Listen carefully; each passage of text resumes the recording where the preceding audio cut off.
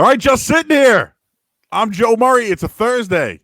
My my mustache is starting to grow in a little bit. Yesterday it was bad. I made a shaving mistake. I missed my Dominican barber. I wish I had his phone number. Maybe he would have come over. I don't know. With the whole social distancing, I don't know anymore. But it's starting to grow back. So maybe tomorrow's Friday, and then maybe by Monday next week I'll look like the old Joe. Anyways, it's Thursday. I watched wrestling last night. I've been in a wrestling coma. So we're going to talk a lot of wrestling today. My guest is Scott Sudikoff. We'll bring him in. He's from Just Another Wrestling Podcast. So you may see Jaw, like Jaw, not Jaws, not the shark, but you'll see Jaw. So we'll bring him in just a little bit here. Just to bring it up, a ton of stuff happened last night in wrestling. There's AEW. There's NXT. There's a SummerSlam update as well that just came out. And, of course, there's a documentary, Dark Side of the Ring. I've been listening to so many podcasts lately. So a ton of stuff when it comes to wrestling, and we will do that today. Again, you can find all our shows, Spotify, YouTube, and iTunes. Thank you, everybody. I've been getting a ton of feedback. Listen, I just did this show because I'm just sitting here. I'm bored. But I wanted to have guys who are my friends or guys that I like on the pod and do a show and talk about topics. So it's people are liking it. And I've been getting a lot of, again, I appreciate everyone's time. Again, I know we're not really doing much because of the pandemic. But it's been fun. And I appreciate everyone who's coming on. And we're going to do this until we can't anymore or until they rip it away from me. Anyways, let's bring in our guest for today. His name is Scott Sudikoff. Sudi! And in my head, oh snap, Sudi, we have the parental advisory, so feel free to let loose today. Okay, I know you're good. I know you're a play-by-play announcer. I know that you like to paint the picture when it comes to things. I think the reason why I wanted to have you on, well, multiple reasons I wanted to have you on. I know you're a wrestling fan, but I also know that you maybe have a different opinion than I do on wrestling. And we'll talk about that in a minute here, and then we'll get to know your story. Scott's been in the sports industry here in Boston for a while now. And not anymore. Well, hey, you're here, right? Are you still living here? No. Where are you now? I'm in Chicago. Get the hell out of here. I didn't even know that. What? Holy crap. Wait, you did. All right, so real quick, the last time I saw Scott Sudikoff was MetLife Stadium after WrestleMania, and I caught you, the smallest guy in the world, no offense, I caught you out of a crowd of thousands, and I go, hey, Sudi, you look back and it was you, and we wearing a Maryland shirt or a hat or whatever. Yeah, you were behind. Yeah, you were behind me. I was wearing my red Maryland. There you go, right there. I caught you out of the crowd, which I thought was great. So that's the last time I've seen you, and now you're in Chicago. Yeah, that was right. The last April. Yeah, you picked me out of the crowd. I turned around. You were with Sarge, I think, and Mr. Andy Wong, I believe, of Kowloon. That's right. So we caught up there for a moment. Then I drove home to Massachusetts that night. That's right. And and by the way, the traffic and the parking lots, there was a lot to be said about all that. I didn't have much of an issue. I got out pretty quickly. I was on the road within like 15 minutes. Dude, I agree with you. We got in a bus. And it was the best thing. WrestleCon set up a bus and got everybody we stayed at the Hilton. They picked us up, dropped us off. We partied, went to the show, came back on a bus and went home and got dropped off at the Hilton. And it was awesome. It was great. I loved it. So that's the last time I've seen you. We'll get to your story. This one just came out, dude. I don't know if you've seen it. I didn't. Yeah. So SummerSlam scheduled to be in Boston. Obviously, the mayor, Marty Walsh, came out recently and said there will be no gatherings or main events or anything, parades, you name it. Oh, no, just there could be undercard matches, but no main event. Well, sounds like just nothing in Boston this year. But I just saw this come out. It was I was tagged on it. Maybe I'll tag you on it, so you can be a part of this as well. But it looks like WrestleMania, according to WrestleVotes, I don't know how credited that account is or anything like that, but it looks like WWE would still like to have the event in Boston. They want to remain as is city of Boston, but it's not likely with what he's done. WWE is actively hunting for a new location with fans. Keep an eye on South Florida and California. How could California Georgia, CAGA, whatever. CAGA, it's a small difference. Date may be pushed into September. No word on takeover. So were you planning on coming back home for SummerSlam? A couple of months ago, it was definitely crossing my mind. I actually had a plan to come back to Massachusetts for a good portion of the summer to do some work before everything happened. And part of my idea was, well, you know what? I'll be around for SummerSlam. I'll hit that up too. Yeah, unfortunately, that's not going to happen. But yeah, it was definitely in the plans. So a little bit of a bummer. But as is life right now, the whole thing. It all sucks. You know, we got no man, and this is me being selfish, right? You know, we didn't get WrestleMania, which, you know, something I've done now 4 or 5 years in a row. Mm-hmm. I was looking forward to it this year. And here we go. Now we might not get this, but the show must go on with WWE, right? It's so fitting, and I want to get into the dark side of wrestling later on in this podcast.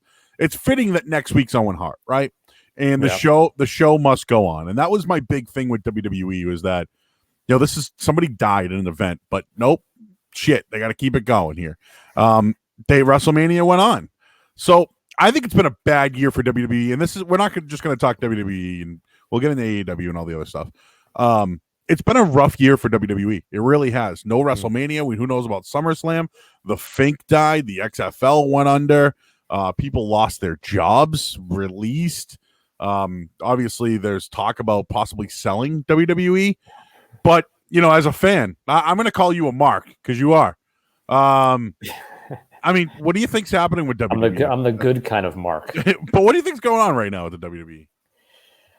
You're right. It's been a bad year, because it's just kind of been like everything piling on top of each other, whether it's, you know, bad writing and performing, all of that, which is probably the top of the chain there. And then obviously the issues of not being able to have WrestleMania, and like they're in a situation. It's like everyone's saying cancel, postpone it till this date, till when? Like, you know, so to me, like, I understood they were just gonna, let's just do it, let's just get out of the way, whatever. Like, it's just such a ridiculous situation that there was no right answer. I mean, I guess they could just not be doing shows right now. But again, how long was that possibly going to last for? It could possibly go until next year. And it's a business to make money. And I know they are making money, but it's a business to make as much money as you possibly can. That's kind of the point of a business, right?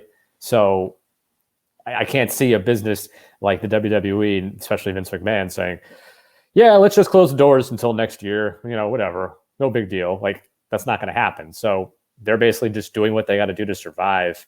But yeah, everything on top of it, you know, WrestleMania not being able to happen, you know, one of your bigger stars, whether you like him or you hate him, Roman Reigns, not being able to perform because of whatever reason it may have been, because of past leukemia, or because he just wants to be home for his family and newborn twins, either one, whatever, that's his decision, obviously. And then on top of that, I mean, you can't downplay the AEW factor into all of it, because if AEW wasn't around right now and this was happening just with WWE would not be getting half as much of the shit that it's getting. Yep. Because everyone points to AEW as like the messiah and the godsend of pro wrestling. And like, I'm not saying it's not going to be. I've enjoyed it. It's been very good. But everyone kind of has this like false idea of it's going to be like this epically game-changing thing, where right now it's just another show that gets 800,000 viewers. It's good. You know, half the time I enjoy NXT more. Not recently, unfortunately. I mean, not unfortunately. NXT is just, you know, NXT's been a decent show, but it's just not as good as AEW recently. So there's just so many factors playing against WWE, where it's like, no matter what they do, it's going to get negative backlash. No pun intended. June 11th on pay-per-view, whatever date it is, June 7th. Yeah. Or no, that's NXT in your house. It's on June 7th, actually. So okay. Oh, I saw an old in your house on posted somewhere. Today is the 25-year anniversary of the first ever There you go. In Your House pay-per-view. I saw that today on some sort. Dude, you're a mark. He's Scott Sudikoff. Well, first of all, they talked about it on NXT last night, and they just posted on Twitter. Something happened on NXT last night. And again, I'm a wrestling fan. I'm more of a fan. You're a mark. For me, I like the story. I don't know. Just hear me out, okay? I'm a fan. Like, I loved it. It's funny is the ruthless aggression era. I was out. Yeah, me too. I just was out. But I loved it. I'm all about storylines. That's all it's about for me. Where is it going to go next? I can't be happy with what's going on now. I need to know what's going on next. That's my big thing. But I'm watching both shows, and you mentioned AEW and NXT and the Wednesday Night Wars. I liked AEW. I thought it was a really good show, and we'll get into it. But NXT did one thing last night, and we battle about this, but I thought Finn Balor got buried, and then I thought that Velveteen Dream with the chair, that's the old Triple H Undertaker move. Like, they brought out DX last night, right, to try to pump up what's happening in NXT. I feel like that's what's wrong with WWE. The WWE doesn't let these guys go off script. They try to use things that happened in the past with other wrestlers, and granted, that's influence or whatever. But, like, is anyone actually themselves in WWE? Is there someone that, like, takes the microphone and does their thing, and it's not scripted? And I just feel like that's what AEW is. Like Jake Roberts last night. That was not scripted. Okay, that was from the heart. He feels that way. You know what I'm saying? Like, Chris Jericho needed 40 seconds to beat Pineapple Pete. It was the promo. It wasn't about the fight. You know what I mean? And it's about the guys being themselves. Oh, and yeah. And I don't know. That's what I feel like what's wrong with WWE. And I feel like it's hurting the product, that they can't go and do other shows, house shows. They can't work with people. They can't build the storylines. So in the ring, it's like they can't play up to the crowd, So these are all my thoughts. But do you agree or disagree with anything I'm saying? I agree with a good amount of it. You make a really good point, actually, of not being able to have the live events and the house shows to go out and, that's where they work with, their opponent that they're feuding with more and get a chemistry, test things out on the audience. Of course, there's no audience in general anyways, but you're right. You can't play off the crowd, which affects things. I think it helps promos in general, though, because you don't have the idiots going, what? And, you still got it. Yeah. Shut up. Just listen to the guy talk. Like, we don't need to hear you dumb fans. So I actually think promos are better because of no fans. Matches aren't. Obviously. You're right. And let me give you an example. Baron Corbin, right? For some reason, I want to root for him as a heel. He's the only heel I feel like they have.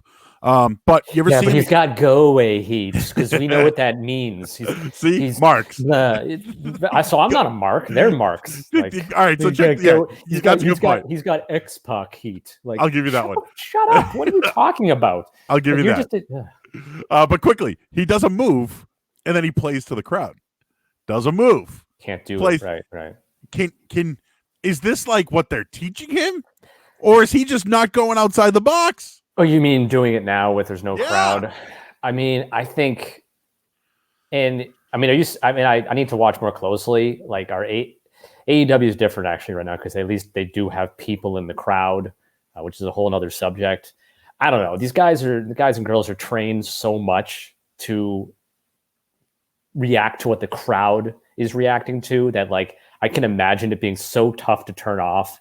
Especially if, like, all right, I've never wrestled a match before in my life, but I would assume you get in some sort of zone where you're performing and then you do something and your first reaction is to react to what's happening around you potentially and play off of that. So, with Baron Corbin, here's the thing though, with Baron Corbin, if he's doing that, I look at it as an extension of being a heel.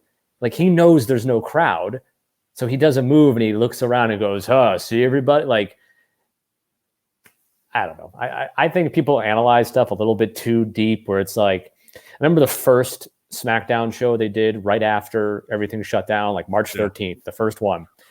And I thought the show was pretty fun, actually, for what it was, because it was thrown together. They had a day, like they literally canceled the live show a day before, went to Orlando, threw it together, did the show.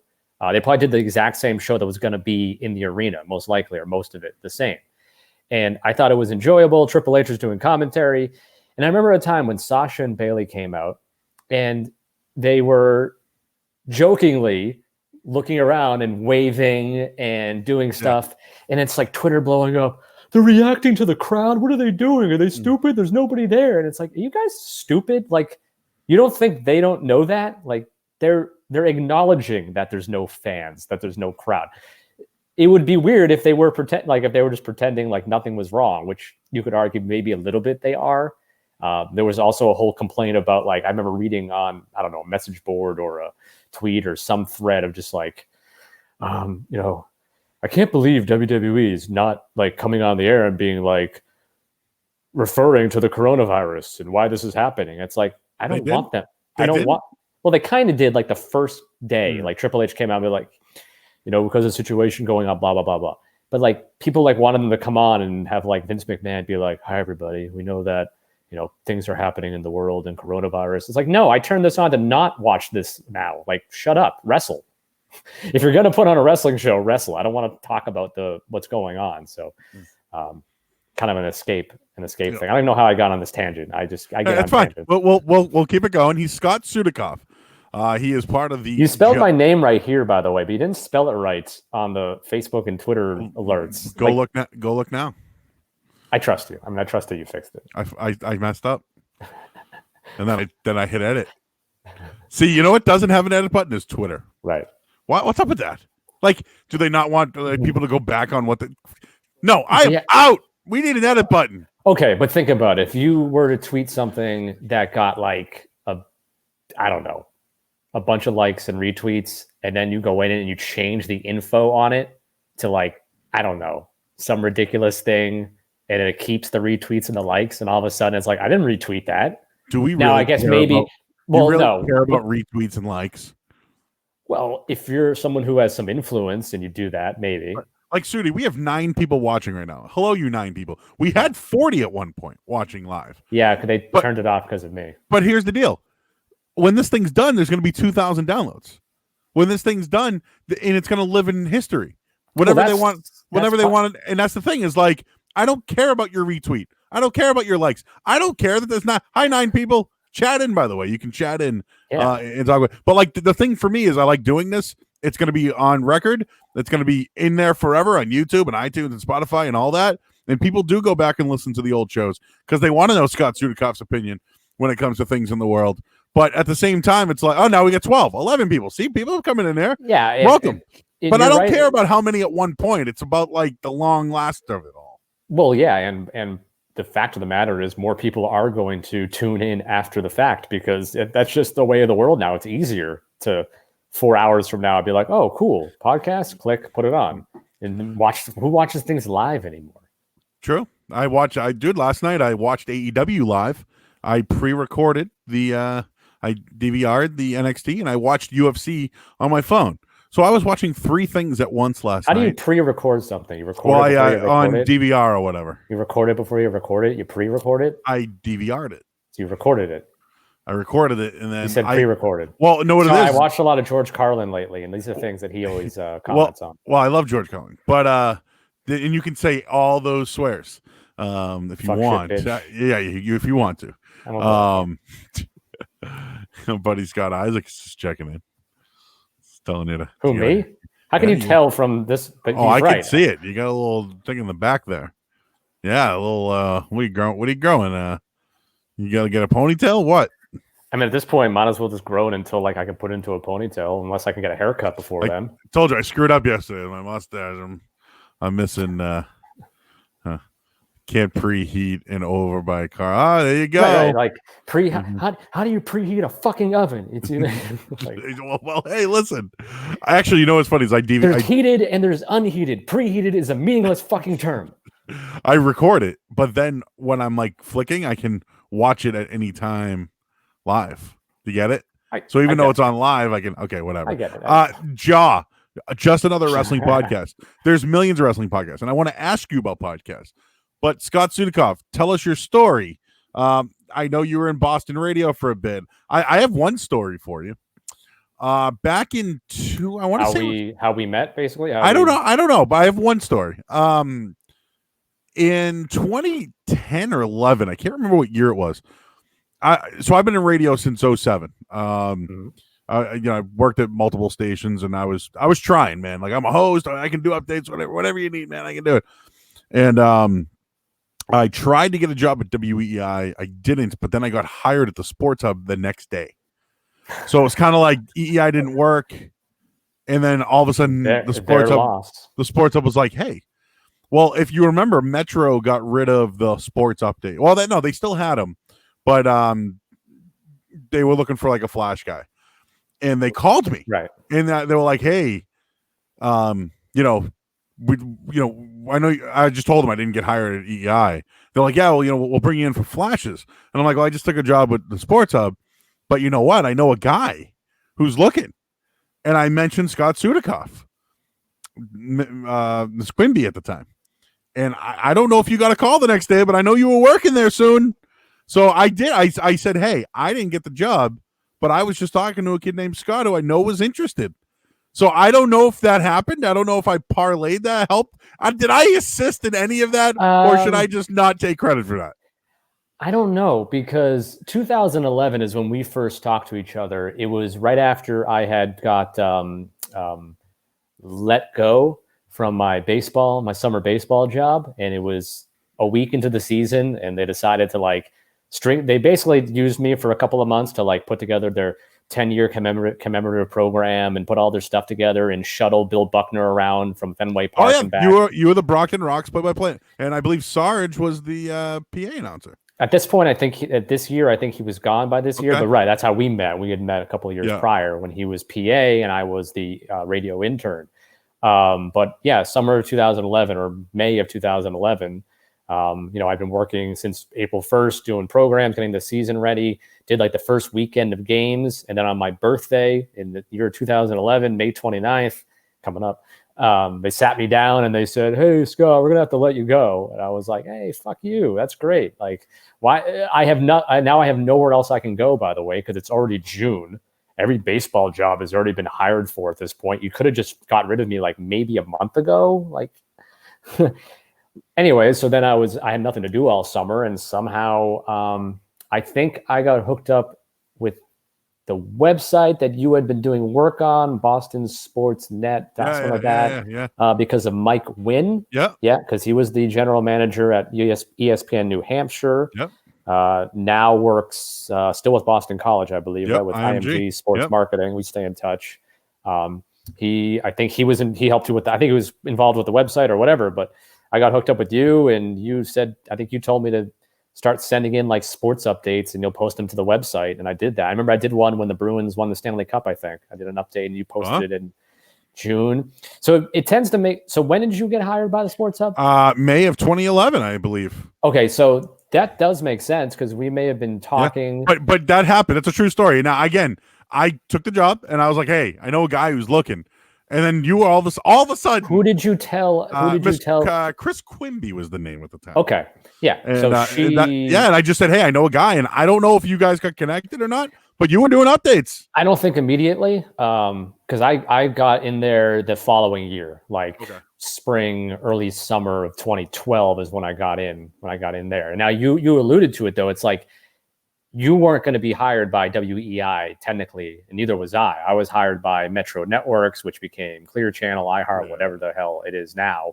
And I did updates, the flashes from a totally different location than WEI. It was the old or the new, I don't know, the Channel 7 building, Government Center. I can't remember if it's new or old. Bullfinch Place or whatever. Yeah, exactly. And you do the updates from there. So on a Saturday morning, I'd have a 9 a.m. to 2 p.m. shift. My first update would be at 9 and then be 9:30, 10, all the way through. This is at the time when Kirk Minahan was doing weekends. Yep. Dale Arnold was on the weekends before he'd gone back to the weekdays. And so you did Red Sox baseball and You were doing in studio host and everything So like that. yeah, after 6 months of basically doing weekend flashes, I got going into the 2013 Red Sox season. I talked to John Albanese, who was the executive director of the Red Sox radio network, you want to call it. And he had asked me if I'd be interested in being a fill-in for John Ryder. Or I think at the time, technically it would have been John Risch. It was a changeover when John Risch decided to leave, and then John Ryder was going to take over being like the full-time Red Sox studio guy, but he'd get like, a game off every couple of weeks, every 10, whatever it may have been. And so I was asked, I think some other people, I think Chris Villani at this point did some games and continued to do some games. So we would fill in occasionally. So I think I did like somewhere between 5 and 10 games from the studio, doing the pregame show, the postgame show, Red Sox review, whatever it might be, in-game updates. 2013, the World Series year, which is kind of cool. Yeah. I didn't do any playoff games. And dude, quickly, like that shit's big. Like dude, I've done Patriots Super Bowls, post games or whatever. I've done Stanley Cup Bruins. I've done the Celtics. You name it. That's big. Like that's a big moment in your life. You know, think about all the people, all the calls you take. Like people don't get it, man. Like the powerhouses like EI at the time, and even the Sports Hub now. Normally you could just show up. The phone lines are loaded, and you can do a show. Like, I got a story about that. But you don't need content. Like, it's like, all right, let's just take calls. Like Felger and Maz, they have content, and then the phone lines are loaded. And I don't know how they just blow out calls all day. Because like I sometimes can't take calls, and I'm on the weekends, and we pray for calls. But that experience though, I think. There's a production side. You got to hit all the, the sponsor reads. There's an out. There's other networks. There's other networks that you're on. I probably still have a packet somewhere of the entire rundown. But like the affiliates and like everything, that's big time. Industry like experience that some people don't get, and you have to hit it. If you screw it up, everybody on all those affiliates knows it or hears it, and it's like your friend down in Delaware gets the Red Sox radio network. Well, you can have it on the satellite radio. Exactly. I had people who listened on across the country that knew I was doing it, and you put on the satellite radio feed, and you would get the pregame and postgame.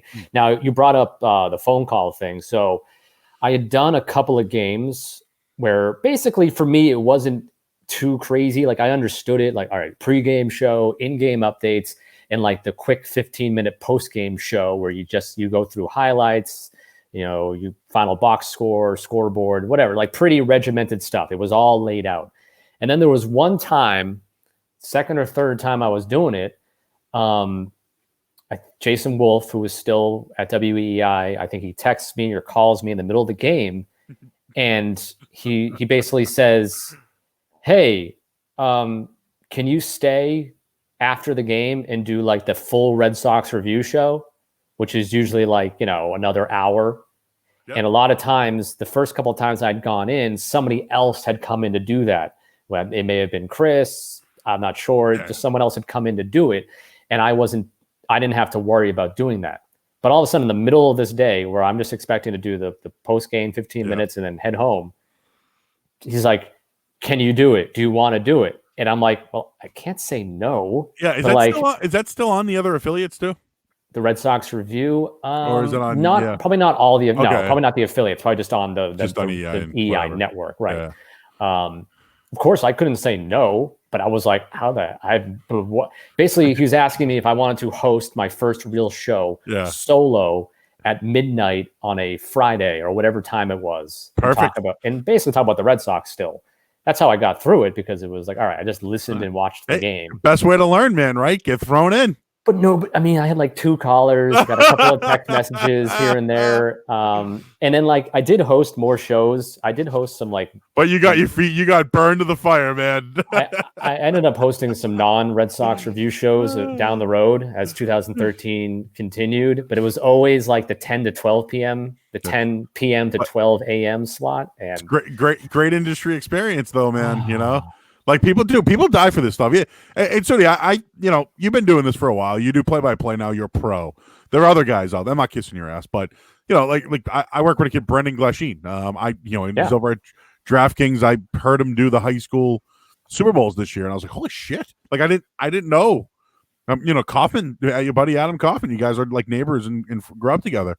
You've been doing this close, other side of town. But yeah. But like Ben Alsher's another kid that I always liked who's been hustling, and this shit isn't easy, man. Like dude, right now you can't work. You're in Chicago, which I didn't know. I know you. We're in Northwest. I should know that because I know you've been dealing with the unemployment of Illinois. But anyways, you're like, what game can I call today? Baseball, or is it basketball, or is it this? Oh, we're gonna be on ESPN3 today. Oh shit, I gotta wear a suit. Like, dude, you don't know what your schedule is. You're looking for work, and at the same time, like, yeah, you're a pro. You're gonna show up. You're gonna do it. But like, you want to do radio. You want to do this. You want to do that. But you're just hustling for a paycheck, dude.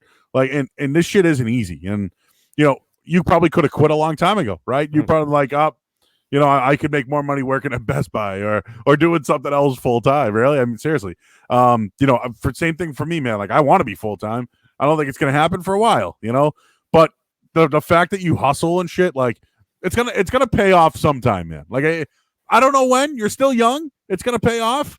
But, like, this shit's a grind, dude. And, like, people will recognize it someday. And who knows, dude? You could be calling, like, the Ivy League championship or, like, anyways, I don't. You could be calling, like, some big game I have to get called into an Ivy League championship But before. there you go. There we go. You know what I mean? But, like, just you could, not in the you could be on ESPN3, game on the line, hitting a big shot, which you've probably done before. But I'm just trying to say, that shit's gonna happen, man.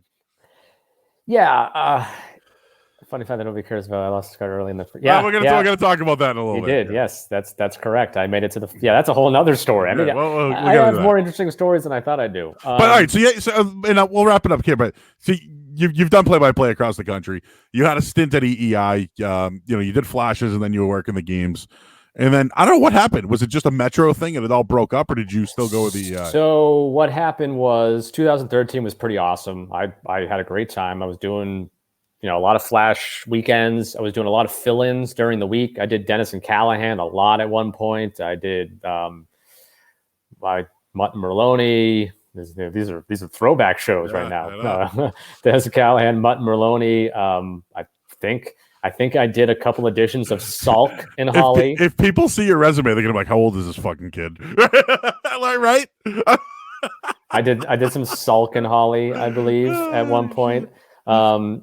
But going into 2014, you remember John Chandler? He was the Mutt and Merlone update guy. Like, he was the standard weekday guy. He also did TV in Connecticut, or still might. Maybe he's in New York now. I've lost track of him, unfortunately.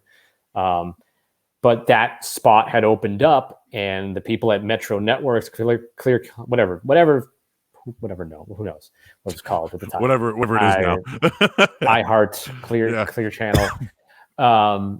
Basically, they said, "Hey, do you want to take over the Monday through Friday Mutt and Merlone time spot?" So, like, basically, I'd work Monday through Friday, 9:30-ish to 2:30-ish. And you ask why the show was only 10 to 2. I was also filling updates for a Seattle radio station while I was there. So I was actually, or Phoenix. I think it was a Phoenix, Fox Sports 910, Arizona. In between doing sports flashes for EEI, I was filing sports reports for a channel in Arizona. You should give them a call. They're looking. Sports is open there now, man. So I got moved into that Mutt and Merlone time spot in like early 2014, which was amazing for me because now I could work like a quote unquote normal set of hours Monday through Friday, and it would not mess up my nighttime and weekend play-by-play schedule. Basically the best situation I can possibly be in, have a steady thing, and then, do a game Wednesday night, do a game Friday night, do a game Saturday, whatever it may be, have that flexibility. And after about a month of doing it, they decided that, EEI decided now at this point, we're going to get rid of the sports flash people. Yeah, we're not going to use Metro Networks anymore. Yeah, and we'll have the host do the sports. We have a trending now or something. So that sucks, right? I mean, dude, like I told you, I worked at 890 one day, and I found out hey, it's gonna be your last show where the station's turning into a salsa dancing station. I mean, they gave me a couple of weeks. I think it was like a month notice or a couple. It wasn't like the next Oh day. no, It was like we knew like okay, like I knew when my last sports flash was. So like it was cool. Like I made like at the end, I think I said something like, "All right, well, see y'all later."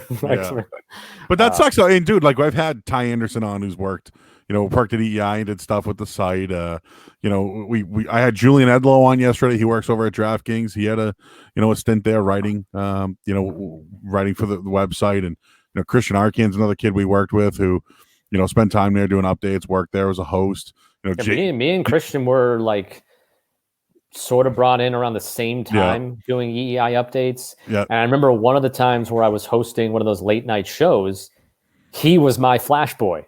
That's fucking funny. I was hosting the show solo. Yeah. But he had actually come to EEI itself, and he was in the booth behind me doing the flash updates.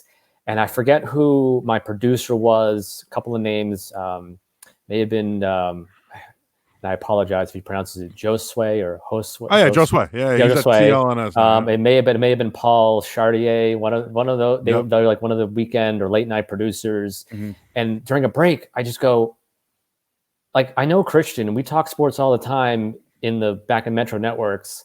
Why am I hosting this show solo when there's a capable co-host behind me? Dude, true story. It happened to me one night. I was on the schedule. Joe, you're going to host. Rich Keefe is going to be on headlines.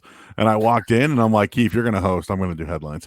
And I just did because I seniority, man, right? Like I'm not. It's one of those things. Hey, you do your job, right? But that's how I walked in one day and I'm like, no, we're not. I know the schedule says this, but this is your show, buddy. I asked, can Christian just come sit in here and we can just have a show together? And I'm pretty sure he came in for the last 30 minutes or an hour. We did the show together. I remember thinking like, it'd be pretty cool if EEI was like, hey, here's two young guys shooting the shit about sports who know what they're talking about. Let's give them a weekend time. No, let's just let them go. Just so you know, this isn't a shit on EEI, right? They I've been saying this for weeks now. Like I said, we had James Stewart on, who's been monumental with what he did at EEI. What he did. Yeah, exactly. And now look what he's doing with the sports hub. And just the thing is, like, we don't dislike anyone there. I'm still curious. I don't know anyone there anymore. I don't think anyways, but I'm still curious about the ratings. Like, it's I'm a part-timer. I have really no impact in this. Okay, I work on the weekends and I fill in occasionally, but like the ratings are through the roof. Like, it's just everyone has turned the corner, dude. And I don't know. There's a lot of talent that was there at one point, and now they're on our side. And dude, like, we get to do whatever we want. Like, dude, if they give me a couple hours on a weekend, I'll talk wrestling. You know what I mean? Like, we're not told what to do. There's not pressure. I'm sure there's pressure, of not fucking up and all that other stuff. But like, it's still just confusing to me that this town can't have two dominant sports stations. I know their ratings are still good overall, but compared to it's weird to me. And a lot of the guys we've had on this podcast who I work with consistently or I'm friends with were there, had a taste, and I feel like they just never got their opportunity. And it's just, this isn't me piling on them. I root for EEI sometimes. I'm influenced by all those old shows. It's what we grew up on. It's just guys were there, had an opportunity, and they weren't given the opportunity. Is what I should say. They were there. They weren't given the opportunity. You let them go, and they can do things elsewhere. And I think maybe they lost their grip on that. Yeah, maybe. I mean, again, I look back to that 2014 time period where all of a sudden I'm on Mutt and Merloni doing updates. I was doing a wrestling podcast back then with Ben Kitchen, young Ben. I've lost touch with Ben, so if you end up somehow watching this, like, resurface. But we're doing a wrestling podcast. We had Mick Foley on. We had Ken Kennedy Anderson on the show. I remember we did a WrestleMania 30 preview and like recap show, which is great because I actually found it like on like archived, like our WrestleMania 30 preview and recap, which is kind of fun to like look back on because that was a pretty monumental show. All I'm saying, dude, is keep at it. You're working now, so. I want to bring up the sports up story quickly, but because that was next. Yeah. What are you doing right now? Like, I know you're not working, but what were you doing? What was I doing? Man, it's so hard to remember now because it's been like 2 months. I was just basically wrapping up my winter play-by-play season. I had finished up. I had like just had my last basketball game. I think 10 days before everything went crazy. Was this college? Yeah, this was a Division II college game up in Okay. Wisconsin. I had finished up doing Missouri Valley Conference. Oh, wow. I did some Big East women's games. Nice. And I had done some Illinois men's women's basketball earlier in the year. So that was wrapping up. So I was transitioning into spring sports where that weekend where, again, everything hit the fan, I had my first baseball and softball games of the summer. I was heading down to Champaign to do Illinois softball. They were taking on Bowling Green and there's another team there. They had Green Bay and Bowling Green were going to be in Illinois playing like a round robin tournament type of thing. And that was all coming together. And I was waiting for lacrosse TV schedules and all this stuff was happening. And then within like 2 days, all gone. I know. And two different things, but we started a gambling podcast.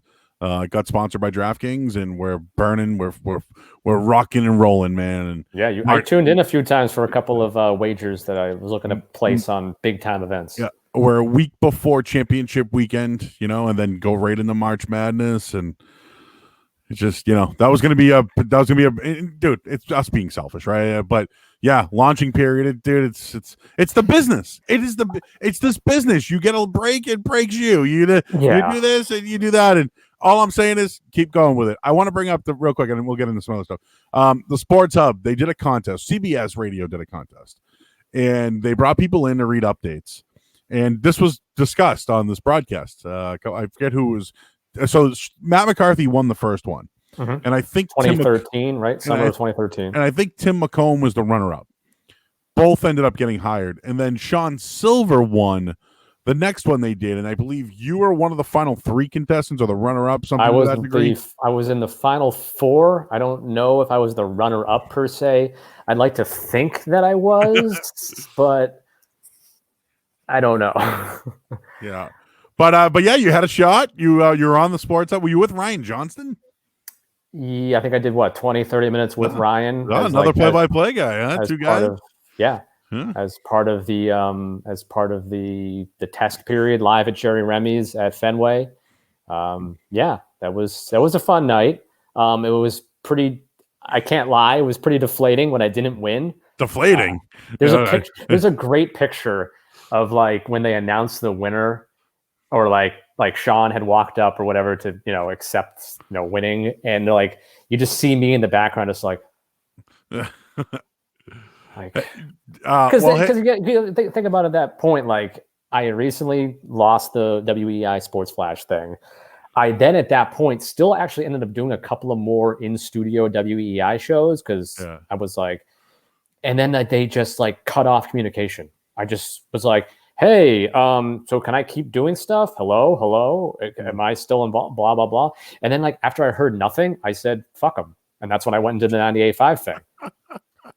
Because I was getting no contact back. So I'm like, all right, they're done with me. It's unfortunate, man. And right. And one thing I learned about this business is, we're in the communications business, and communication sucks. Yeah. And then the next thing.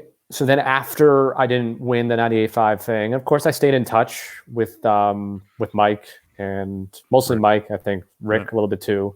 Mike, by the way, who now is here in Chicago, who I've, yeah, you gotta say what's up. I've connected with out here in Chicago. You never know what's going to happen down the road. Hey, they just started a gambling show. They got a hockey show on the weekends. They're trying to get a live team there. So yeah, he's trying. I mean, he's trying to do what he did at 98.5. Exactly. Obviously, you got connections in different area codes, my man. But to finish that story, so after I didn't win the 98.5 thing, and it looked like all right, they weren't going to hire because you said Tim McComb got hired. There just wasn't a spot to also bring me in as well at this point too, because the roster was getting huge at that point, summer of 2014. And I don't know how I tested this, but there was a little bit later on of like, maybe I'll go back to EEI, something or other. And I heard from someone who said that, oh, they're not going to want you back now because you did the 98.5 thing. And it's just like, if that's And I don't know if it's the case or not. Nah, If that's really the case, if that was really the case, that's ridiculous. That's stupid. But It sucks when people know. are held back from trying to improve themselves. Yeah, Anyways. like, what do you want me to do? Like, just sit around and wait for you to call me? Yeah. But you're doing the Jaw podcast. The Jaw podcast. Yes, just another wrestling podcast at Jaw Podcast on Twitter. Basically, it's just another wrestling podcast because, we're not clever enough to think of another name. Of course, when we put that name together and made a logo and all that, I did a search and was like, oh, there's like 17 other just another wrestling podcasts. Most of them are defunct, I'm pretty sure. Like there was one who hadn't posted since 2015, so screw them, they're done. There was one a little bit more recent, but whatever, we're better. And we're a different style of show. There's enough previews and recaps and all that stuff of what's going on Raw last night. Asuka won the Raw win. Nobody wants to hear that. There's enough of that, I think. I mean, people do it well. We're not going to do it. Basically, our idea is we go back, we watch, old shows. And as an announcer, people always have said, why don't you go announce wrestling? Why don't you apply to WWE? Like, it's that easy, by the way. It's like, yeah, why don't you just go announce wrestling? No shit. It's like, oh, we'd yeah. Hold on, let me doing it. Hold on, I got Vince on speed dial 2. Hey, Mr. McMahon, can you it's not that easy. But along those ideas, it's okay. We watch old shows and provide alternate commentary to them. And so we look at it as a service. So Joe, if you're one day sitting at home and you're like, I want to watch an old wrestling show, but I don't know what to watch because there's like a million things on the network to watch. So then you look at my podcast and you go, oh, they recently did a King of the Ring 1999. Not a great show, by the way. King of the Ring 1999. You know what? I'm going to fire it up and listen to their show while I watch it. There you go. And you get alternate commentary and you get some, we do the normal digging through the newsletters from that time, Meltzer, Wade Keller, Observer, Torch, give you some facts, updates, things like that, what was going on at the time. And it's hopefully an enjoyable thing. So that's basically the podcast. That's the basis of the podcast. And well, let's talk about some current stuff because I know you love to go back, but Money in the Bank. Your thoughts on the main event? Asuka wins, Otis wins. We come to find out that the man is now Prego. Your thoughts on the Money in the Bank final, Asuka and Otis winning? Again, I enjoyed what they did. I know there's a lot of traditional wrestling people or just sticks in the mud who just like forget that it's pro wrestling and that it's not real. And it's a weird situation and they're getting all bent out of shape about the cinematic thing with music and it's unrealistic. Wrestling is unrealistic in general. We don't get upset when a guy gets pile driven on his head and then gets up 10 seconds later like nothing happened. And that happens like in Japan, like every single match and people are like, this is amazing, 17 stars. So it's like, all right, whatever. So like, that's crazy. So why not people fighting in a friggin' building and getting thrown off the top or whatever? And, it's entertaining. I enjoyed it. When it comes to who won, the Otis thing is kind of weird because like, it doesn't really it makes him look not that great. Cause like, why, if he was going to win, why didn't he win? Like, I understand what happened. Like AJ drops the briefcase in his hands and maybe that leads to AJ somehow making a claim for it. Or it just sets up Otis to like lose it down the line. But there's no denying that he's a character that people enjoy. And obviously someone in charge really enjoys him. Most likely, hey, Baltazar, what's up? Yes. Baltazar. Hey. See, people remember you. Yeah, well, I did go back to Brockton after, the story that we had. But I became the public address voice later. Whole new ownership, whole new management. So, Hey, while we're on that, what'd you think of Braun and Bray? Bray, not the Demon. There was an actual fight, a match. Yeah. Did you? I mean, I like the match, and I think it's going to set up a Demon versus Braun as well. What'd you think of that angle? I think that's what they had to do. I think you had to push off, Fiend Bray Wyatt having a match with Braun because if there's anything that really needs a crowd involved, it's definitely the Fiend too. It's like, how do you do the entrance? Like, it's just kind of weird. And plus, I think the idea is, all right, we don't want to take the title off of Braun, and we don't want to pin a second loss on the Fiend now after what happened in Saudi Arabia. So you make Bray, you do Firefly Funhouse Bray, whatever it is. He comes out, he can lose the match because now he lost the match as Bray himself, who's not as sadistic and crazy as the Fiend. He has to now summon the Fiend to go after Braun. So again, for all the people who are saying, "Oh, Bray Wyatt's now buried because he lost," no, he's two different characters. It makes sense that he doesn't win with this guy. The Bray guy is supposed, how he has the hurt heel gloves, yep, which they don't really play into that much. But to me, like the heel glove is his Bray Wyatt normal, his sweater wearing, where he's not trying to like totally kill the other person. He's like just trying to like, no, let's be friends again, and that allows him to lose because he's a little bit more vulnerable. Yeah. He switches to the Fiend. If he had been the Fiend in that match and he had lost, then I would say, okay, I think you're onto something. Like, what are they doing? So I think it opens up the possibilities of that. And a couple other things, and I want to get into like some good hard hitting stuff. The Becky angle, she's Prego, Asuka, Seth Rollins act. It's funny. This is coming from me. I said this. I was on the radio this morning, and my opinion was I blame Seth Rollins for Becky, and she's the hottest thing going. One of the hottest. For getting pregnant, you're saying? Yes. Well, yes. That technically makes sense. Yes. But no, I mean this in a selfish way. Like, all right, here's my take on Seth Rollins. He's been asked to do so much. He's actually has met and exceeded everything WWE's ever asked. Ever. Right? He's the Beast Slayer. He's the King Slayer. Money in the Bank, he cashes in. He beats Sting. Like, he's done everything. Everything. He puts people over. He loses. He wins. He's literally done it all, but it's not enough. And it's never enough. I know, and nothing's ever. What Becky's done is not enough. So that's where I'm going with it. I feel like her being as hot as she can, and hot as she could ever be, and they're together, and it's like, oh, it's stuffed in our face. That was a bad decision. Yes. Yeah, and I just kind of feel like right now, hey, I'm very happy for her. She's walking away. This is a difficult thing for her. But I just blame Seth, and I don't know. Maybe it's ignorant on my part, right?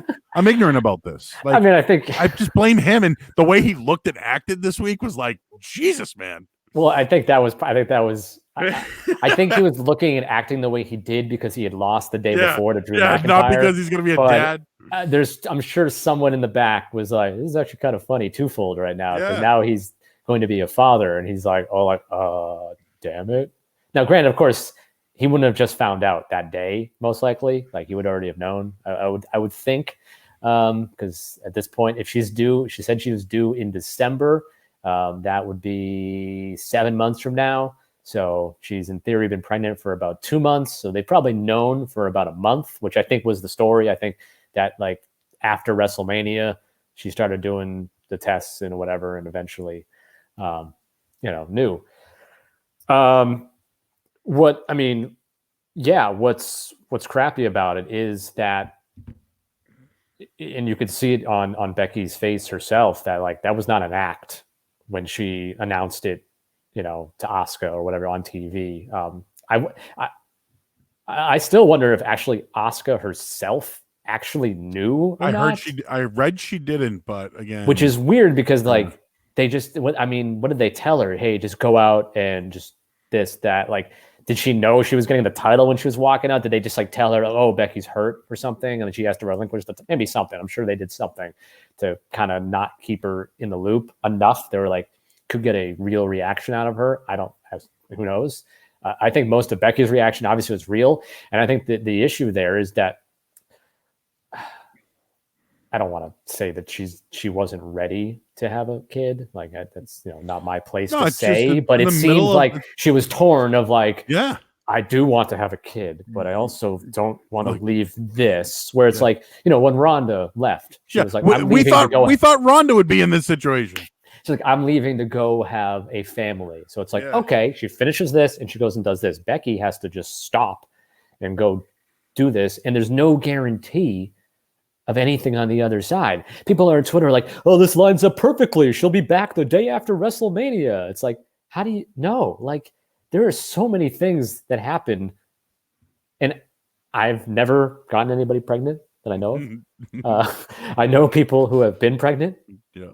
And like there are extreme highs and extreme lows on what can happen between now, the end of the pregnancy, and after the pregnancy. That it's not just a guarantee that like, all right, she's gonna have a baby in December and be back at WrestleMania. Like the worst case scenario for her career, she might not come back ever. You know, I mean, there's you know, she may come back and be just as good. So I think in her mind, she knows that too. Like she says, all right, this is not like a guarantee that I'm going to come back and be at the same level or even come back at all.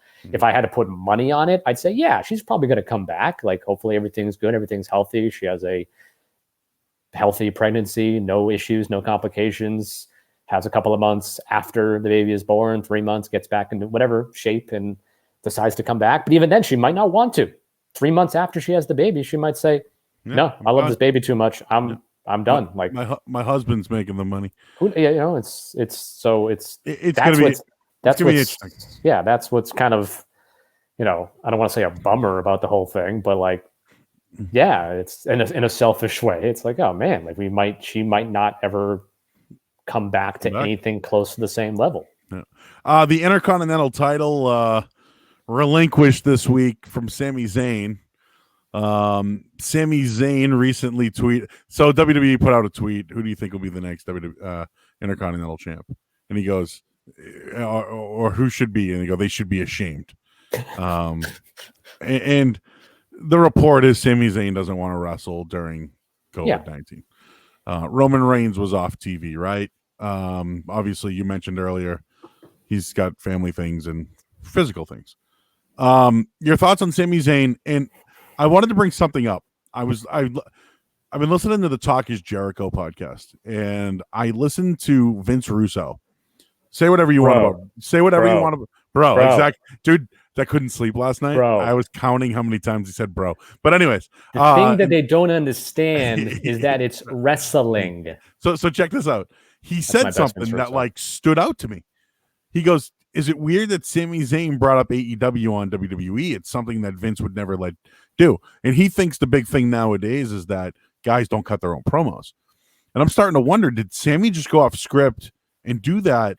Or is that like a pledge to him wanting to get out of there and maybe go there, be El Generico or something like that? Wait. So did he mention AEW again recently? Or No. Way back when they had that one version of the Corey Graves electric chair, and he comes out and says, "Oh, we're not supposed to say AEW." You know, exactly. Didn't Corey Graves actually say AEW first? I don't know. You might be right, but I think he said something like, "We may even talk about AEW." But the bro was bringing it up and whatever.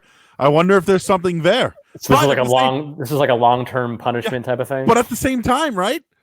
Like AEW is still wrestling every week anyway. So like Sami Zayn just wouldn't be wrestling anywhere at this point. Way back then, maybe it was some idea of like, I want to get out of here. If I say AEW, maybe they'll let me go. But yeah, right now, probably not. What are your thoughts though? Do you think Sami's like, do you think he should be punished for this? No. And then Roman Reigns' name isn't even on television. That to me is so blown out of proportion. It's hilarious. Like, oh, they're not a race. So to me, it screams of the idea of, okay, like we don't know when we're going to have him back. He might decide to stay off until 2021. He might decide to come back next week.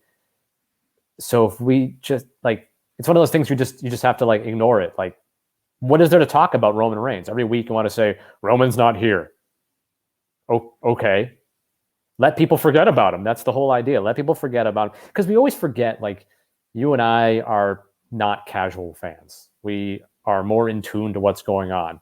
75% of the fans who watch WWE are super casual. They just turn it on Monday, they watch it, and then they come back again next Monday. And they don't, in between time, they're not like on their computers and on their phones reading every little detail about everything.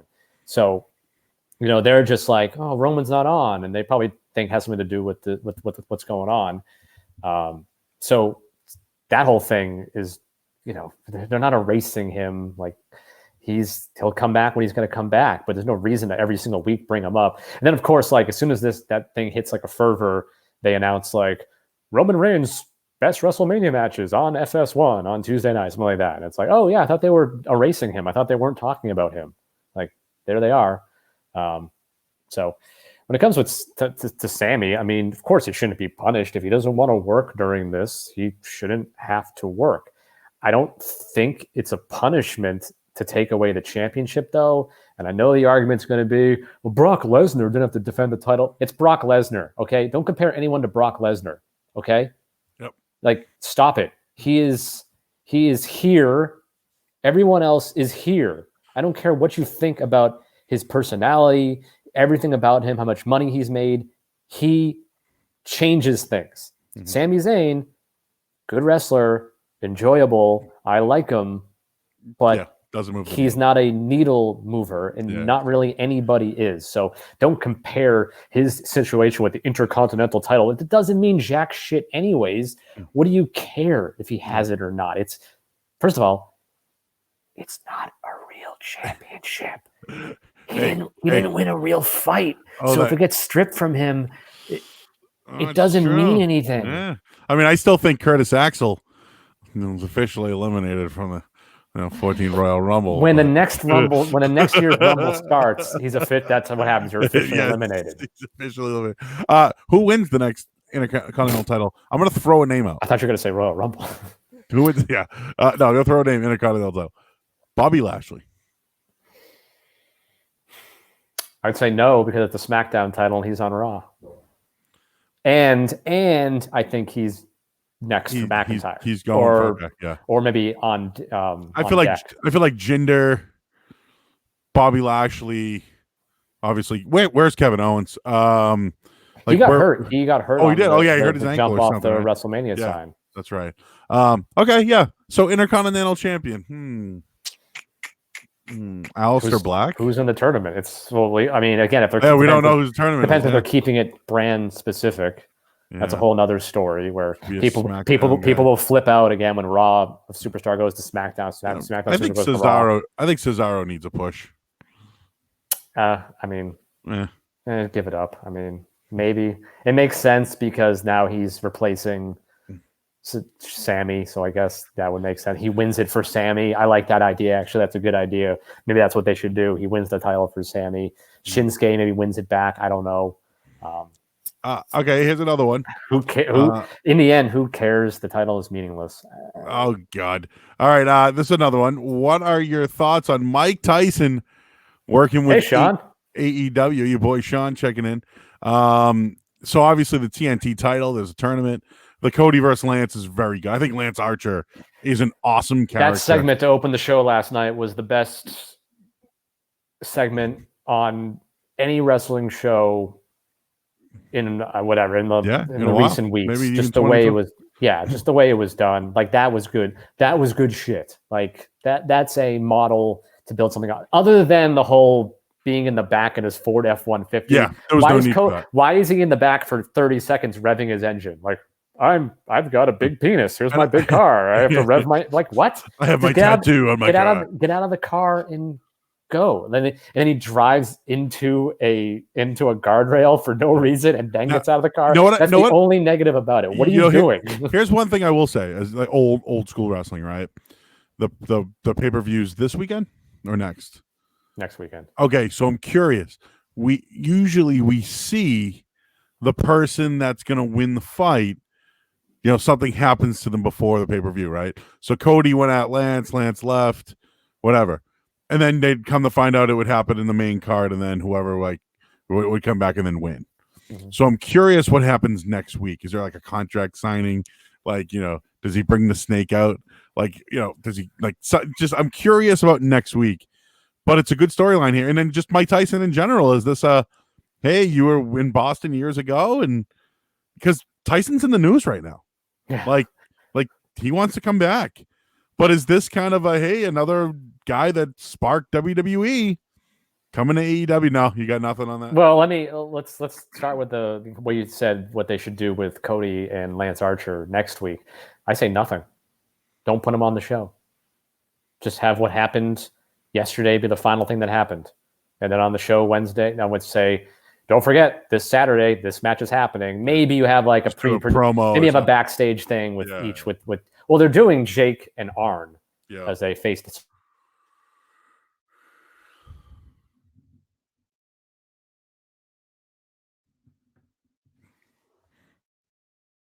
Yep. I lose Sudi. I might have lost Sudi. We've been talking wrestling. We're doing a Jake versus Arn. We'll try to get Sudi back on here. I think we lost him. There was a ton of stuff that we've been talking about when it comes to the AEW last night. Cody versus Lance Archer. It was good stuff. Nice little fight. Of course, there's Jake the Snake with his snake. I know Sudi's been having problems with his internet. Poor kid. Hey, is he back? There he is. What was the last thing you got from me? I was saying you've been having internet problems here. I don't. It just went out. It just went out again, and so I plugged my phone back into my computer, and I got now my phone running the internet. So I was ready to go. What was the last thing I was saying? You was talking about they should do nothing next week, but Mike Tyson though, no bite, no juice for you. Well, no, there's juice to it, obviously, because he's in the news and he's training potentially to fight again. So yeah, of course. And he's always, even if he wasn't, he would still be a name that people go, oh, cool, Mike Tyson's going to be on AEW. Now, hearkening it back to 1998, like it was 20 million years ago. Like, all right, whatever. Like, it's not going to spark AEW like it sparked WWF. Nothing would. I mean, that was just such a confluence of events. But it's a good decision business-wise. Like, of course, yeah. If Mike Tyson agrees to come be involved in your show, like, you definitely do that. If he happens to punch somebody out, okay, cool. I would like to see him punch out Cody.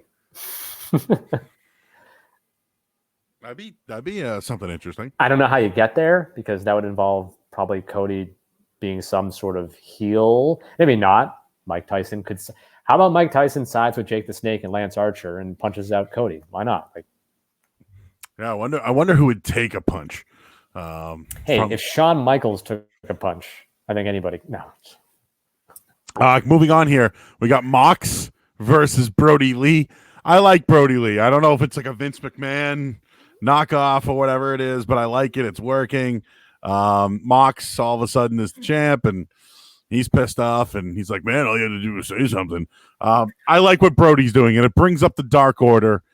Your thoughts on Brody Lee, Mox, the Dark Order, and I wanted to kind of ask you about the Inner Circle as well, what you think about those factions. Let me first start with Moxley last night. How weird was it that, like, he comes to the ring to potentially get his title belt back, or at least that was the idea, and he sees Brody and whoever it was, 10, walk to the back with the belt, and then he just stands in the ring and cuts a promo. Why didn't he go back to get his belt? It was more important for him to cut the pro. He's like, you know what? This is more important. I'm going to speak because that's what I actually didn't even think about that. So that was kind of weird. Like, why isn't he running after them? But okay, fine. Maybe because he didn't want to break social distancing rules in the backstage area. Or that's the rule. Even though they're kind of breaking it in, up front, whatever. I don't really care, to be perfectly honest. They can do whatever the fuck they want. So that was just an issue I had last night. When it comes to Brody Lee, like, and Luke Harper, whatever, I always enjoyed him in WWE. Big man can do non-big man type of stuff. I wouldn't say he can do cruiserweight type of stuff, but he can move around the ring, fly around a little bit. I get why he's in with the Dark Order, and it makes sense, but I would have just liked him by himself. Like, the Mr. Is he Mr. Brody Lee? Is he Mr. Exalted One Brody Lee? Is he the Exalted One Brody Lee? Is the Exalted One Mr. Brody Lee? Like, first of all, give him one name. Like, what the fuck? I kind of like it. Well, he has like 7 different variations of his name. Yeah. I just call him one thing. I think he's going to help put over a lot of those guys. And then, the one thing I have against the championship match is they and people, I get, the rankings. They have these rankings where like Cody is number 1. Why? Because he can't fight for the championship. 2 is Lance Archer. 3 is Kenny Omega. Brody Lee was 4, but he gets a championship match. What's the point of the rankings then? Now I get the argument back. It's like, well, the rankings are just to kind of like give you an idea of what's going on. But I was told that like these rankings were important and they're going to decide challengers. So like technically Cody should be fighting for the title, but obviously he can't. So well, is that why Seth Rollins got a shot and not Kevin Owens? Because Owens got hurt? Like it's just... Well, WWE doesn't have rankings for a fake sport. So they're not beholden to them. Hey, it's predetermined. It's not fake. It's a fake sport, real entertainment. That's how I like to sports entertainment. Inner Circle, okay? I like it. It's getting over. Promo was good again last night. Loved the whole part of it. Obviously they beat up Matt Hardy's little drone last night. But I don't think it's NWO like or anything. No. But I like what it is. You got your big man, you got your good tag team, and you got your up and coming guy. Chris Jericho recently said that he thinks he's the best going right now in the business. Of course he said that. He's a heel. I think I tend to agree. Yeah, he might. Yeah, I mean, I think he might be. But he also could have been that for the last 10 years. If you want to go back to 2008 when he reinvented himself in the whole wearing the suit, talking slowly, using big words, whatever those, calling people sycophants. And there was one word that he said a ton. Someone will come up with it. But just that whole transformation, you could argue that he's been the best thing overall in the last 12 years with the way that he keeps reinventing himself and makes himself interesting enough that you want to watch him. Even when he's the list to la champion, you know what I mean? The lexicon of Jericho, whatever. So I don't disagree. He's my Alexa just went off for some reason. Do we say the word Alexa? Alexa Bliss? No? Okay. Now I lost my train of thought. But no, yeah, I mean, I think he's saying that because he's a heel, obviously, but I think there's some truth to it, obviously, too, that like when he's on TV, when he's on AEW, I will watch no matter what. There are a lot of guys on AEW where I don't really have much of an interest in, but there's definitely a top tier of guys where it's like, okay, I want to watch them. Then there's a lot of kind of stuff below, and I'm like, whatever, I could take or leave them. But that's probably any wrestling show. All right, a couple of things I want to knock out quickly here, and then we'll have some fun. What do you think of the commentary teams between AEW, WWE, and NXT? I think Morrow's great. I think he's a good fit for NXT. Yep. AEW, I loved when Jericho was on. Jericho and Tony. And then WWE, I think sometimes sucks. But, Eric Bischoff recently said that, at WrestleMania, he loved JBL on the call because he tells you what's going on with the wrestler and what he's thinking. And I do, and I know, this is no disrespect to Corey Graves. He's been in the ring before. But in Saxon, too, I mean, to a point. But for the most part, though, WWE doesn't give you that kind of insight. It's all scripted. Where I think AEW's team's good. It's decent, and Jim Ross is calling it. It was just better with Jericho. NXT, Morrow and all is outstanding. Just your thoughts on all the commentary teams? AEW, my contention with it, and I know people will say different, but you really have 3 play-by-play guys in the booth. And with the JR obviously has done quote unquote color in his career, where like he's worked with Vince McMahon, who was technically the play-by-play guy. He did a SmackDown run where I think freaking Josh Matthews was the play-by-play and he was the color guy. Tony is known for being a play-by-play guy, WCW, but same thing. He's done color in the past. And then Excalibur, he's, I know he's wrestled, right? Obviously. But he's supposed to be a play. So I kind of don't, sometimes when I'm listening, like it's not to say confusing, but like, I don't know what role is what a lot of times between JR and Excalibur, because they're both calling moves and doing things. Well, Tony at least stays kind of in his role of just like commenting on color, filling in the color, analyst type of thing. But right, the 3 of them aren't like Jericho, who can really give that wrestler point of view. So I enjoyed Tony and Jericho. I would 3-man booth is too much for any promotion. I think JR has even said that on his podcast, whatever. They're like, doesn't really like the 3-man booth. Obviously he'll do it because he's being paid to do it. And that's, the end of the story there. If I were going to make a change with AEW, I would just make it. I mean, I can't say put Jericho in full time because he's a wrestler, so you're not going to be able to have him in there full time. So using the 3 guys that they have, JR, Tony, and Excalibur. I'm sorry, Excalibur, but I don't want to hear you. I'd rather just hear JR and Tony, and have JR be play-by-play and Tony be the color man, or flip it, whichever way you want. But I don't need Excalibur in there, and I know why he's in there because they are grooming him to be the person who would take over at some point. So I get it, but if I was just going to make a snap decision, I would just say, give me Tony and JR on Dynamite, and let me be nostalgic, I guess. Let me just enjoy that. Moro is perfect for NXT because it needs that.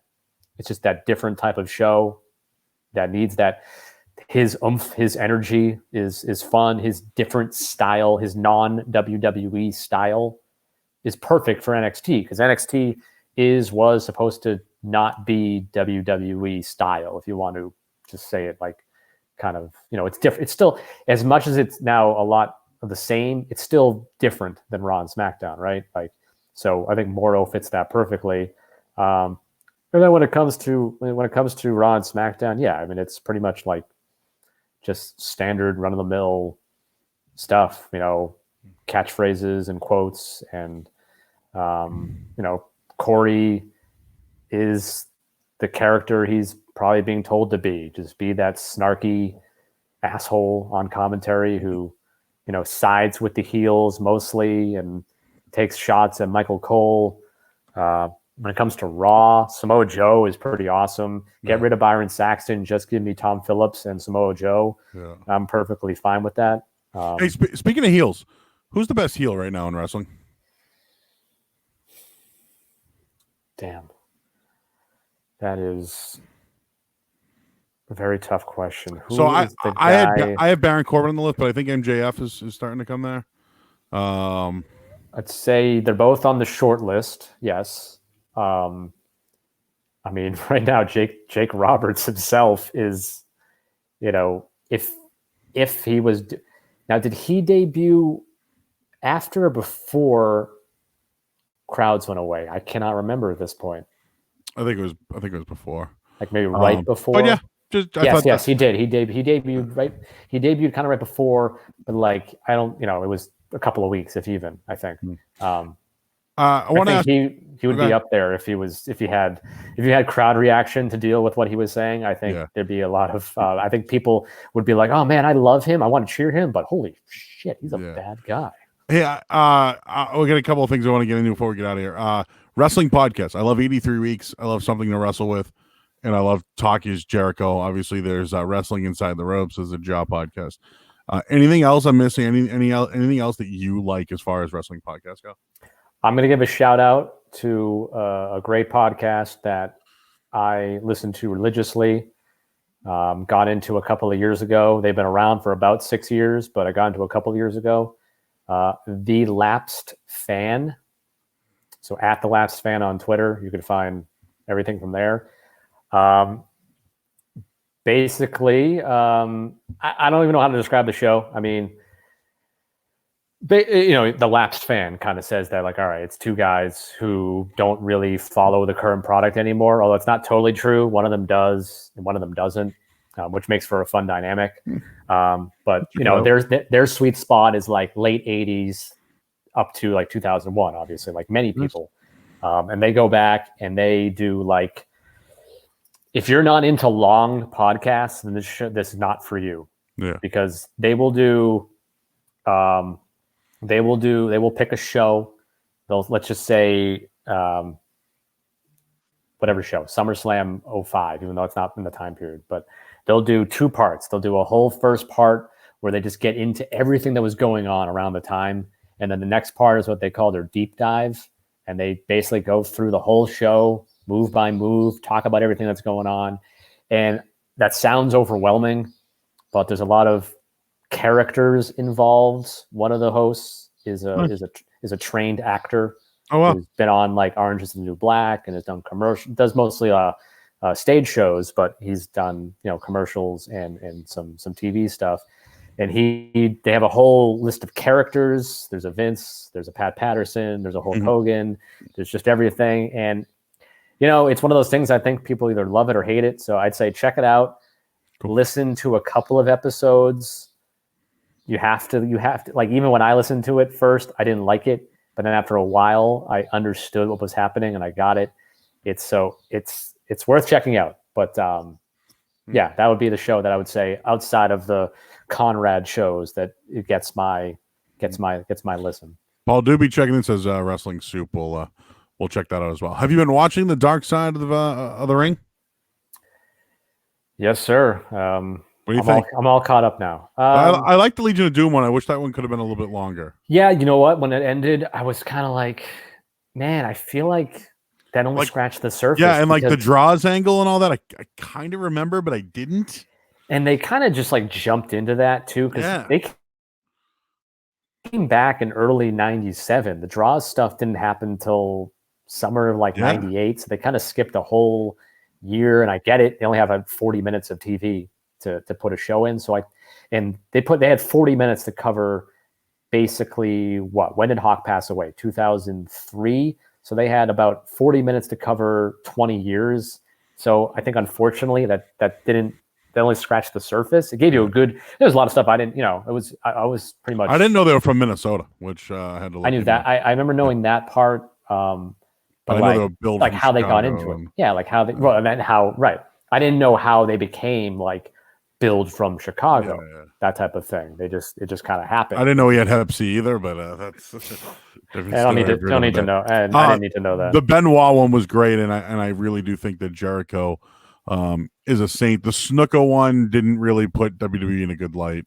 Trying to think of the kayfabe, right? Dr. D, like, dude, that was one of the best ones, I thought. And obviously last week was pretty interesting with John Stossel, although like he didn't deserve to be slapped in the head twice. Of course not. But he's a douche. I'm sorry. He came off a little smarmy. Now, speaking of podcasts, I don't know if you know, you probably do know, because if you subscribe to Grilling JR, you've been getting, Conrad has been doing the day after. He's been doing a Dark Side of the Ring podcast with the producers, Evan Husney, and I forgot the other name. Yeah, I heard them on Talk is Jericho. But that's great that they'll do the Wednesday after the show drops. They'll do like a 1 hour recap of the whole episode. And basically they had said that for John Stossel, it was very tough to get a hold of him. And he said, I'll only give you 30 minutes of my time. So basically they say, like, most people, they do like multiple hours, multiple days. They had 30 minutes to get John Stossel, and everything that he had said made the show. Wow. That's so great. I suggest checking that out to get kind of a different perspective. And then we got Owen Hart next week. We know the story. I'm curious of a lot of things. And one of them is Vince Russo and how he's portrayed. He's the one who came up with the gimmick. He's the one who let it go. We know how our buddy feels about him, Jim Cornette. But I'm interested to see who talks. Who do they interview and who talks? Yeah, that's the most intriguing thing. I mean, if you've done enough digging and enough reading and enough listening to stuff, potentially, like. Do you think his wife's on?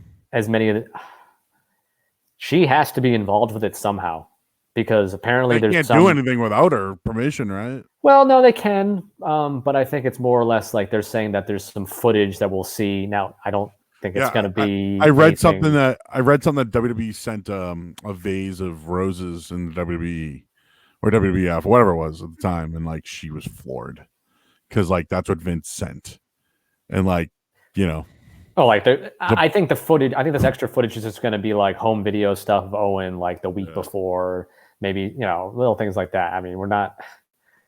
Do you think we'll see Shawn Michaels riding through the rafters?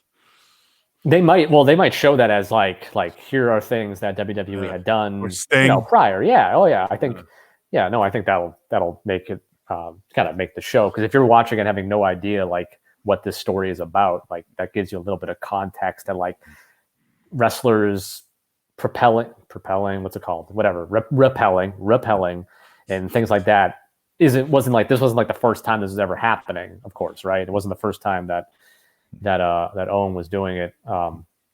So yeah, I think out of all of them, I think it's interesting to see who's going to talk. Is Martha going to be on? Is Owen's son Oj? Oh yeah, go on. There were pictures circulating of him recently where he jacked and looked like he could wrestle, but apparently that's not. I still wonder if he was in the Black Hole Sun video by Soundgarden, but we'll look into that for another day. Hey, we got 5 minutes to go. We got Murray's musings. We're just gonna throw a bunch of stuff at you and get your opinion. McDonald's has free fries on Fridays. Are you going? No. What? You don't like free stuff? Well, like, do I have to literally go to McDonald's just to get fries? Free fries on Friday. Or like if I get Uber Eats and I order myself a Big Mac, do I get free fries? You might. Unless they then maybe. They might eat them though. Enos Cantor as a wrestler. I think it'd be fun. I enjoy that. He's got a pretty good personality. He's got pretty good size. I'm not against athletes who enjoy wrestling, wanting to get involved. I mean, same thing with Rob Gronkowski. Granted, that's on hold. That's definitely on hold right now, but like, cool. Like, I think that's good for wrestling to have people like that who want to get into it. I heard James Harrison too, from the former Patriot, could be also getting involved. Huh. Fake crowd noise. Your thoughts, or virtual fans? Talking in wrestling or in sports? In general. In general, no. I don't. I mean, I guess I just read that Joe Buck had said that Fox is definitely planning to do that for NFL games if there's no crowd, and it's my heart and my head say no right off the bat, but I'd give it a chance just to see what it sounds like. Like, are they going to like if there's a touchdown, like they're going to be like, oh yes, woo! And then like it's going to be quiet. Like, how are they going to regulate this? I would just say no. Just pump up the field sound, pump up the announcers. Maybe talk a little bit more than you normally would, even though we're told not to do that on TV. Like, you know what? Talk a little bit more than you might. Yeah, and then cardboard cutouts, of course, in Korea. What do you think of Cameo? Are you going to get on Cameo? Anybody ever ask you? No, I'm not going to get on Cameo because I don't want to embarrass myself, because no one's going to pay me any. How do you know? Okay, so what is it, like one person watching right now? Two. Send a message in. Would you pay me any amount of dollars to do anything involving my voice or my face? Free fries. Probably. I mean, like, what do you want? Like a voicemail message? Maybe. Do you want me to shout out your wife, your kids? Play-by-play for their child? Now that is okay. Now that is something that has come up where it's like, if you want to send me a clip of your kid scoring a goal, shooting a basket, and you want me to add play-by-play over it, where should they go? Where should they go right now? Yeah. Well, right now I don't have a Cameo, so they can't. No, I mean, should they go to scottsudikoff.com?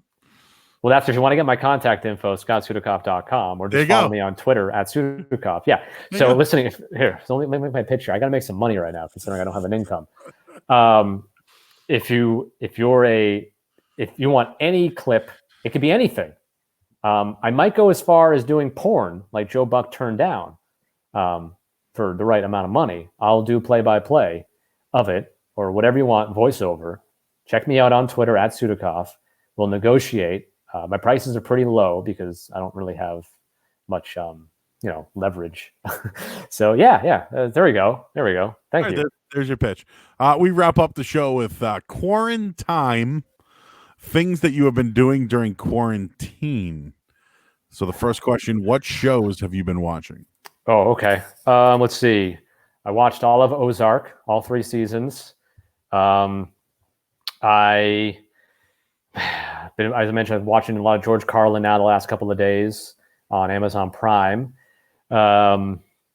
Let's see what else. There's another show on Netflix that I just started watching. It's a Mindy Kaling produced show. Never Have I Ever. Doesn't seem like it'd be the show like you and I would watch, but I enjoyed it. It was fun. Dead to Me with Christina Applegate just had a second season. Yeah, I haven't seen through that. Yeah, rolled through that.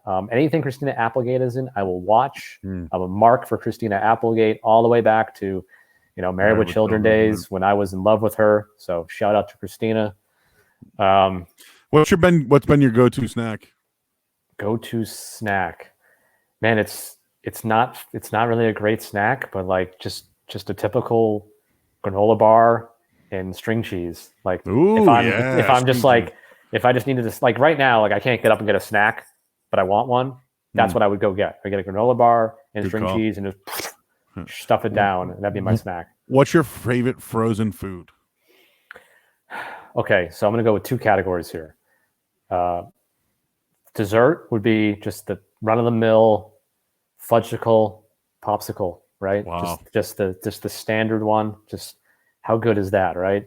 And then when it goes to like, I can't get enough of the Stouffer's French bread pizza. Oh yeah, the deluxe kind where it has the sauce. Those are those are my two go-tos. There you go. Those are good ones. Yeah. Finally, what's your most obscure purchase that you've made right now during quarantine?